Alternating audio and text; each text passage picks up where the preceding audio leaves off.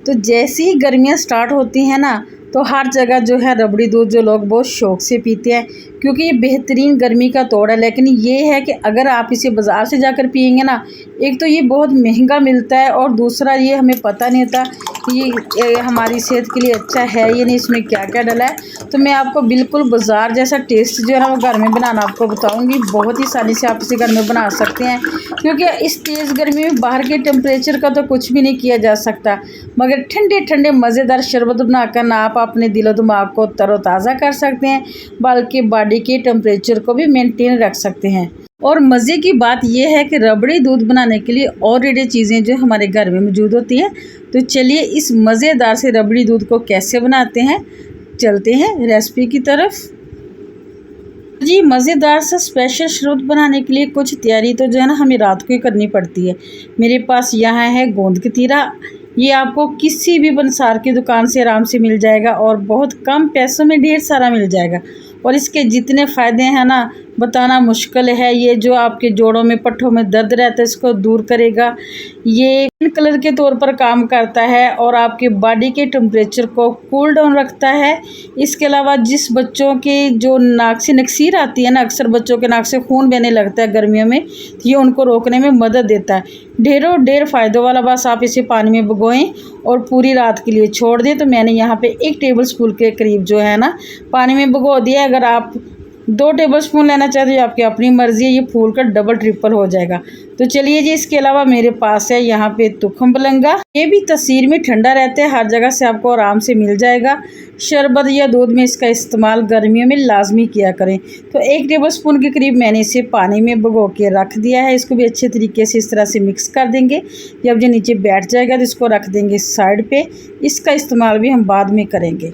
तो मज़ेदार से रबड़ी दूध बनाने के लिए सबसे पहले तो एक कढ़ाई में डालेंगे 1 कप भर के चीनी का।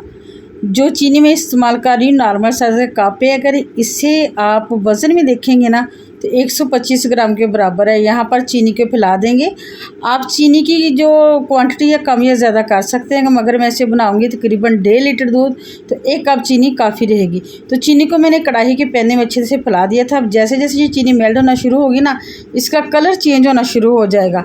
असल में यहाँ पे हमने बनाना है कैरमल। तो जैसे जैसे चीनी मेल्ट होने लगे तो स्पैचुला की मदद से चीनी को मिक्स करेंगे और बिल्कुल लो फ्लेम पे चीनी को मिक्स करते हुए मेल्ट कर लें। कैरमल बनाने का भी एक तरीका होता है। अगर आप इसे हाई फ्लेम पे बनाएंगे ना तो ये जल जाएगी और जो दूध का जायका है ना वो कड़वा हो जाएगा। इसलिए आपने इसको बिल्कुल लो फ्लेम पे मेल्ट करना है। जैसे जैसे ये चीनी का दाना फूलता जाएगा ये मेल्ट होती जाएगी।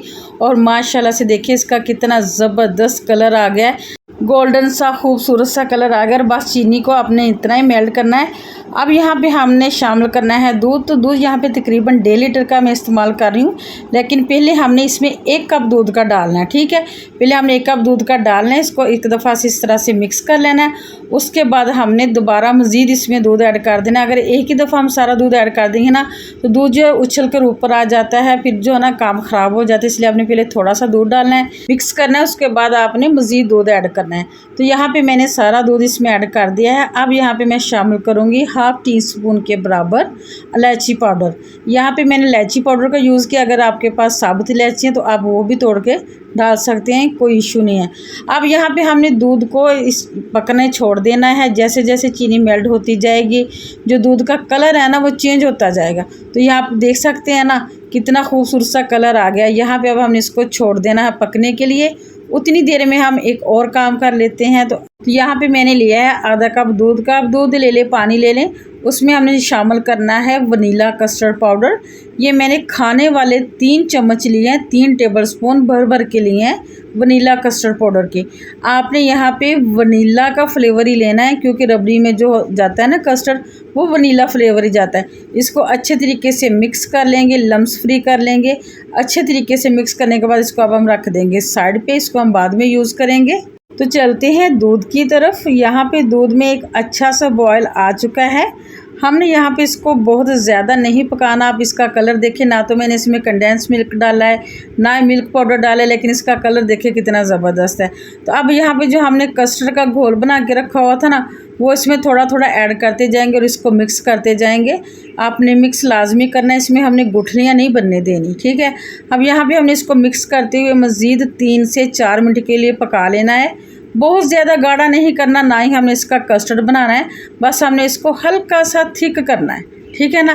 तो यहाँ पे मैं आपको दिखाती हूँ ये कितना थिक है। बस इस तरह से ना जो हमारा स्पैचुला है ना वो कोट हो जाए, ठीक है ना। तो बस इसके नीचे आंच बंद करते हैं और इसे ले जाते हैं किचन काउंटर पे। तो यहाँ पे हमने इसको इस तरह से मसलसल मिक्स करते हुए ना ठंडा करना है, रूम टेम्परेचर पे लेके आना है। हमने इसको छोड़ना नहीं है, इसके ऊपर ना हमने बलाई नहीं आने देनी। जैसे ही रूम टेम्परेचर पे आ जाएगा, ठंडा हो जाएगा, तो फिर हम इसको रख देंगे फ्रिज में। तो व्यूअर्स, अगर इस टाइम पे आके आपको मेरी रेसिपी अच्छी लगी हो तो लाइक शेयर ज़रूर कीजिए। चैनल पे नहीं है तो चैनल को आपने लाजमी से सब्सक्राइब करना है। आपका बहुत बहुत शुक्रिया। तो यहाँ पे जो रबड़ी दूध है वो बहुत अच्छे तरीके से ठंडा हो चुका है। इसे किसी बाउल में निकालेंगे और उसके बाद यहाँ पे जो हमने तुखम बलंगा भिगो के रखा हुआ था ना, वो ऐड कर देंगे। अपनी ज़रूरत के मुताबिक शामिल कर दें। उसके बाद हम यहाँ पे ऐड करेंगे ढेर सारी बर्फ़, क्रश करके इसमें बर्फ़ डालें। क्रश करके बर्फ़ डालेंगे ना तो यकीन करें रबड़ी दूध पीने का ना मज़ा आ जाएगा। उसके बाद अब इसमें डालेंगे गोंद कतीरा। यहाँ पे देखिए मैंने इसको पूरी रात के लिए ना भिगो के किचन काउंटर पे रख दिया था और ये फूल के डबल ट्रिपल हो चुका है। आप इसे फ्रिज में रख के 3 से 4 दिन के लिए ना इस्तेमाल कर सकते हैं। इसका कोई टेस्ट नहीं होता, ये टेस्टलेस होता है। 3 से 4 टेबलस्पून ये शामिल करेंगे और अच्छी तरह से मिक्स कर लेंगे पहले सारी चीज़ों को, ठीक है ना। आप देखिए अभी से लग रहा है ना, टेस्टी आ रहा है ना मुंह में पानी। शरबत को पीते ही आपको ऐसी ठंडक मिलेगी ना कि दिल खुश हो जाएगा। अच्छा, अगर आपने इस वाली रबड़ी दूध से कुल्फ़ी जमानी है ना, तो इसमें आपने गोंद कतीरा तुखम बलंगा ऐड नहीं करने, सिंपल दूध से कुल्फ़ी जमा ले, यकीन करें खाकर मज़ा आ जाएगा। तो अब यहाँ पे इसमें डाल रही हूँ मैं पिस्ते बादाम, अपनी मर्ज़ी के मुताबिक आपने ऐड कर लेने हैं। उसके बाद इसको एक दफ़ा मज़ीद मिक्स कर लेते हैं। ये वाला जो रबड़ी दूध है ना, इसको रबड़ी खीर भी कहते हैं। ये घर के बच्चों से लेकर बड़े तक, बुज़ुर्गों तक बहुत मुफीद रहता है, पीने भी टेस्टी, इसके अलावा हेल्दी भी है। तो इसे बनाएं और अपनी फैमिली के साथ इंजॉय करें। तो यहाँ पे आपको मैं सर्विंग ग्लास में निकाल के दिखाती हूँ।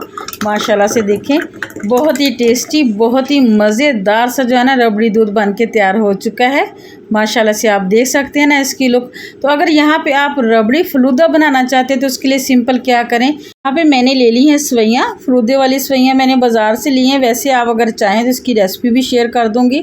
थोड़ी सी क्रश की हुई बर्फ़ डालें, उसके बाद इसमें शामिल करें जो हमने रबड़ी दूध बना के रखा हुआ ना, ये ऐड कर देंगे।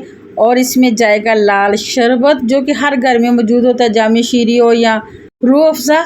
मिक्स करेंगे और ये हमारा रबड़ी फलूदा बन के तैयार हो चुका है। बच्चों को खिलाएं, खुद खाएं या बड़ों को दें, इंजॉय करें और मुझे दुआ में याद रखें। इजाज़त दीजिए इसी अच्छी बात के साथ कि तुम्हारा गुमान भी वहाँ तक नहीं जा सकता जहाँ से अल्लाह तुम्हारे लिए वसीले बना देगा। तो मिलेंगे नेक्स्ट वीडियो में नेक्स्ट रेसिपी के साथ। अल्लाह हाफिज़।